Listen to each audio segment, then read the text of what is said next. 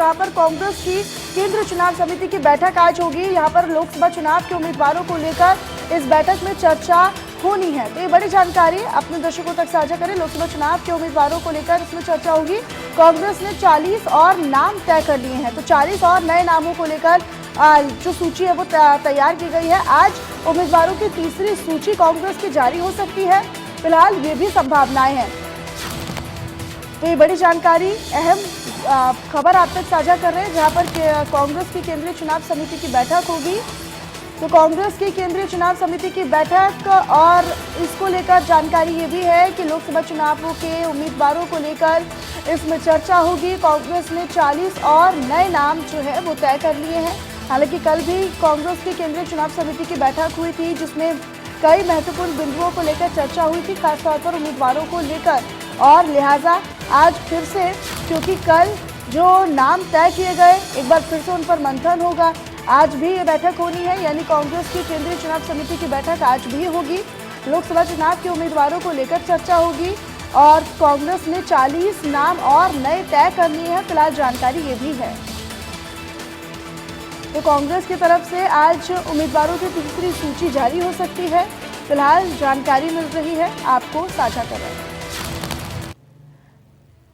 Deepak Sharma, bureau chief, अधिक जानकारी के साथ मेरे साथ फोन लाइन पर जुड़ चुके हैं। दीपक, कल भी बैठक हुई थी और इसके बाद आज भी कांग्रेस की केंद्रीय चुनाव समिति की बैठक होगी। 40 और नए नामों को लेकर भी जानकारी मिल रही है। जी बिल्कुल, कांग्रेस की अगर बात की जाए तो आज दूसरा दिन होगा जब लगातार ये बैठक होगी, क्योंकि 3 दिन का लगातार बैठकों का ये प्लान रखा गया था, जिसमें कल के दिन बैठक थी, आज भी बैठक है और इसके बाद कल भी यानी 21 तारीख को फिर से कांग्रेस की सीईसी की बैठक होगी और इसमें अलग अलग राज्यों को लेकर के चर्चा की जा रही है। अगर आज हम बात करें, जो आज कांग्रेस की केंद्रीय चुनाव समिति की बैठक है, जिसमें राजस्थान, गुजरात, महाराष्ट्र, इन राज्यों के जो नेताओं के साथ चर्चा की जा रही, क्योंकि इसमें अगर हम बात करें तो लोकसभा सीटें, साथ साथ जो गठबंधन में भी जो सहयोगी हैं उनको लेकर के भी चर्चा है, उनकी रूपरेखा पर भी चर्चा हो रही है। कल भी बात करें तो तकरीबन 40 सीटें ऐसी है जो तय कर ली गई थी। इससे पहले कुछ और राज्य भी ऐसे हैं जहां पर जो नेताओं की टिकट लगभग कन्फर्म है, उनके नामों को लेकर के भी एक लिस्ट तैयार है। तो उम्मीद है कि आज कांग्रेस अपनी एक सूची जारी कर सकती है, जिसमें कल जिन नामों को लेकर के चर्चा हुई थी वो, और जो कुछ नाम जो पहले से पार्टी की तरफ से तय है, तो उन नामों को सूची में जारी किया जा सकता है। जी अच्छा दीपक, क्योंकि कल भी बैठक हुई थी, कल वाली बैठक में क्या रहा, और क्योंकि कल वाली बैठक को लेकर भी संभावनाएं थी कि जारी हो सकती है सूची या फिर कुछ नए नामों की घोषणा हो सकती है, लेकिन ऐसा हुआ नहीं।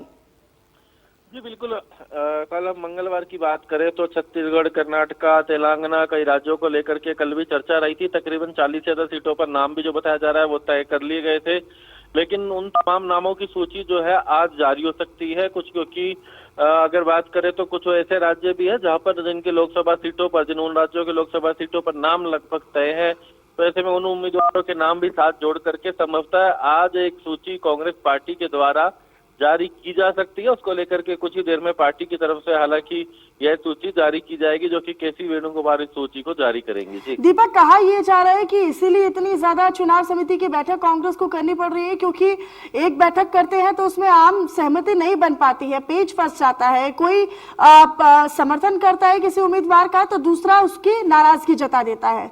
क्या सच में ऐसा है क्या? देखिए, इसमें कोई दो राय नहीं है। लगभग कांग्रेस की हर राज्य में इस तरह की स्थिति हो रही है। ये एक बड़ी चुनौती कांग्रेस के सामने थी।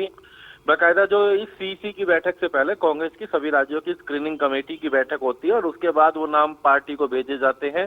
उसके बाद पार्टी चर्चा करती है, लेकिन और उस राज्य के कोर ग्रुप को भी बुलाया जाता है सीईसी की बैठक में, लेकिन वहां पर कहीं ना कहीं नाराजगियां सामने आ रही हैं कुछ नामों को लेकर के, और यही कारण है कि सीईसी की बैठक के बाद उन नेताओं के साथ अलग से भी चर्चा की जा रही है पार्टी हाईकमान के नेताओं के द्वारा। संभवतः हम उदाहरण के तौर पे भी बात करें तो हरियाणा में भी अब तक 4 बार स्क्रीनिंग कमेटी की बैठक हो चुकी है, लेकिन अब तक सूची फाइनल नहीं हुई, क्योंकि कहीं एसआर के ग्रुप है, कहीं भूपेंद्र हुड्डा का ग्रुप है, अलग अलग नेताओं की नाराजगी सामने आती है। इसी तरीके से अलग हम पंजाब की बात करें, हम उत्तर प्रदेश की बात करें, राजस्थान की बात करें, ये कहीं ना कहीं एक नाराजगी को दूर करके एक सामंजस्य बिठा करके एक साथ उतारा जाए मैदान में उम्मीदवारों को, ये पार्टी का प्रयास और इसीलिए कुछ समय लग रहा है। जी ठीक है, बहुत शुक्रिया दीपक आपका इस तमाम जानकारी को साझा करने के लिए। अपने